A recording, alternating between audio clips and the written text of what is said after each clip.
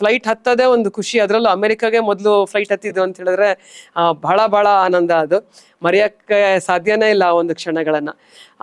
ಅಲ್ಲಿನ ಯಾಕಂತ ಹೇಳಿದ್ರೆ ನಮ್ಗೆ ಏನಂತ ಹೇಳಿದ್ರೆ ಅಮೆರಿಕದಲ್ಲಿ ಹೋದ್ರೆ ಅಲ್ಲಿನ ಅವ್ರಿಗೆ ಹೇಗೆ ಅರ್ಥ ಆಗುತ್ತೆ ನಮ್ಮ ಭಾಷೆ ಅನ್ನೋದು ನನ್ನ ಒಂದು ಕ್ವೆಶನ್ ಮಾರ್ಕ್ ಆಗಿತ್ತು.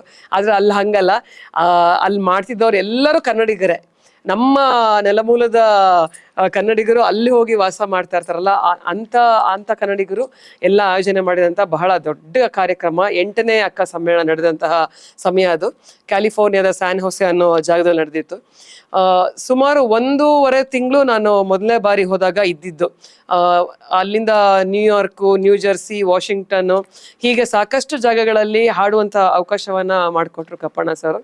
ಆಗ ಒಂದು ದಿವಸ ಹೀಗೆ ನಾವೆಲ್ಲ ಎಲ್ಲೋ ಯಾವುದೋ ಜಾಗಕ್ಕೆ ನೋಡಕ್ಕೆ ಹೋಗ್ಬೇಕಾದಾಗ ಕಪ್ಪಣ್ಣ ಸರ್ ಅವರು ಹೀಗೆ ನಾವೆಲ್ಲ ಇದ್ದಾಗ ಒಟ್ಟಿಗೆ ಒಂದೇ ಮಾತು ಹೇಳಿದ್ರು, ನೋಡಿ ಸವಿತಾ, ರಂಗಭೂಮಿಗೆ ಹೇಗೆ ಜಯಶ್ರೀ ಅಮ್ಮನ ನಾವು ನೆನೆಸ್ಕೊಳ್ತೀವೋ, ಜನಪದಕ್ಕೆ ಸವಿತಾ, ಇನ್ನು ಸವಿತಕ್ಕ ಅಂತ ಯಾರು ಅವಾಗ ಕರಿತಿರ್ಲಿಲ್ಲ, ಸವಿತಾ ಹೆಸರು ನಿಲ್ಬೇಕು ಅಂತ ಹೇಳಿದ್ರು.